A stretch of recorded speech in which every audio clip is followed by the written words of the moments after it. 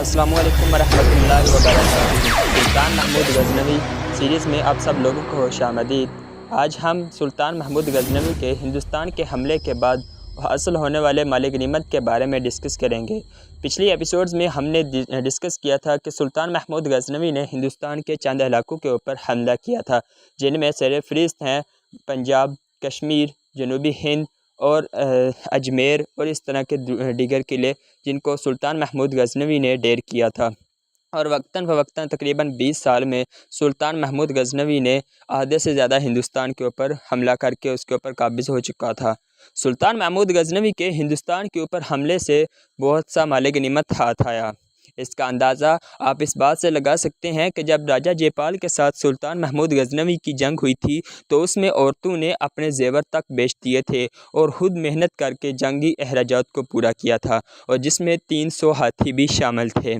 اب جس جنگ میں عورتوں نے حتیٰ کہ اپنے زیور تک بھی بیچ ڈالے ہوں، اس میں مال و غنیمت کی کتنی زیادہ وفر مقدار ہوگی، اس کا آپ اندازہ لگا سکتے ہیں۔ اس کے بعد دوسرا بڑا حملہ جو سلطان محمود غزنوی نے جہاں سے سلطان کو سب سے زیادہ مال غنیمت حاصل ہوا تھا، وہ تھا سومناتھ کا مندر۔ جی ہاں، وہی مندر جس کی وجہ سے سلطان محمود غزنوی کو بت شکن مانا جاتا ہے۔ سلطان محمود غزنوی نے اس کے اوپر حملہ کیا اور وہاں سے تقریباً اتنا مال غنیمت حاصل کیا کہ سلطان محمود غزنوی ساری عمر اتنا مال غنیمت نہیں حاصل کر سکا۔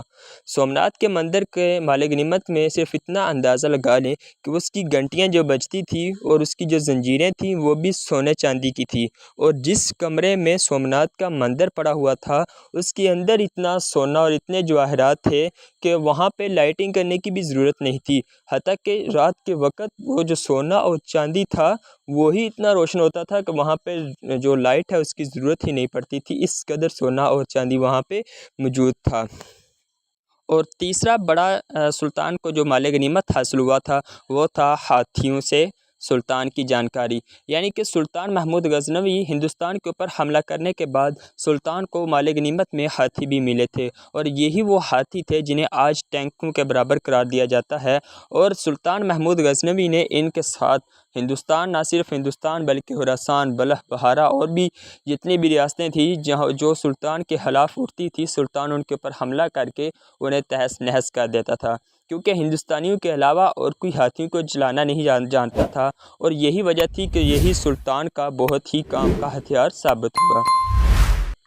حتیٰ کہ بغداد کے خلیفہ کو بھی سلطان سے خوف رہتا تھا، اور سلطان علی الاعلان خلیفہ کو بھی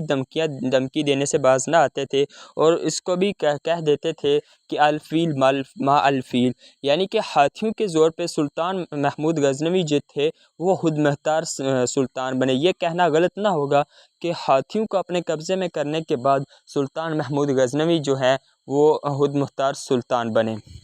لیکن اس سے پہلے کہ سلطان محمود غزنوی ہندوستان میں مزید آگے بڑھتے، ادھر بلخ، بہارا اور اس طرح کے جو سمرقند وغیرہ میں سلطان محمود غزنوی کے بھائی نے بغاوت کھڑی کر دی، اور باقی بھی جتنے بھی امیر تھے، مسلمان امیر تھے، انہوں نے سلطان کے خلاف بغاوت کھڑی کر دی۔ اب سلطان واپس اپنے آبائی شہر یعنی کہ غزنی کی طرف بڑھے، اور پنجاب میں سلطان نے اپنے حاکم اور سپاسالار مقرر کر کے آگے بڑھ گئے۔ لیکن سلطان نہیں چاہتا تھا کہ جب وہ غزنی کی مہمات میں کو سر کر رہا ہو، پنجاب اور ہندوستان میں کوئی بغاوت کھڑی کرے، اس لیے جو سپاسالار اور جو حاکم اس نے مقرر کیے تھے وہ براہ نام ہی کے تھے۔ ٹوٹل اختیار جو تھا وہ سلطان محمود غزنوی کے ہاتھ میں ہی تھا۔ اور ادھر جب سلطان محمود غزنوی واپس بڑھے، اور چونکہ سلطان کے پاس اب ہاتھیوں کی بھی طاقت آ چکی تھی، تو سلطان کے سامنے ٹھہرنے کی کسی میں ہمت نہ ہوئی۔ اس نے خراسان اور پھر بلخ، بہارا اور اس طرح کے دیگر جتنے بھی مقامات تھے جن میں اس کے خلاف بغاوت کی تھی، سلطان نے ان سب کی بغاوت کو کچل ڈالا اور پھر خود مختار سلطان بن گیا۔ ادھر ایلک خان جو کہ منگولوں کا سردار تھا، اس وقت منگول سلطنت اتنی بڑی نہیں تھی، تو ان دونوں کے درمیان خط و کتابت جاری رہی، اور یہ آپس میں بہت گہرے دوست بھی بن گئے۔ لیکن یہ دوستی زیادہ دیر نہ چلی اور دشمنی میں منتقل ہوگی۔ سلطان محمود غزنوی جب ان ساری مہمات سے فارغ ہوئے اور تمام باغیوں کی سرکوبی کر لی، تو سلطان نے ایک بہت بڑا فیصلہ لیا، یعنی کہ وہ فیصلہ تھا کہ اب ہندوستان میں اسلام کا سورج طلوع کیا جائے، اب اسلام کو ہندوستان میں پھیلایا جائے۔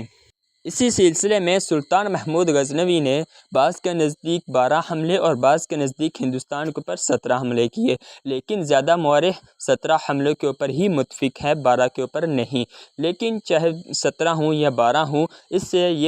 یہ واضح ہوتا ہے کہ سلطان محمود غزنوی کا ہندوستان کے اوپر حملہ اسلام کو پھیلانے کی نیت سے تھا، نہ کہ مال غنیمت حاصل کرنے کی نیت سے تھا۔ اس کے بعد انشاءاللہ ہم نیکسٹ ایپیسوڈ میں سلطان کے 17 حملوں کو 1 بائی 1 کر کے ڈسکس کریں گے۔ جزاک اللہ۔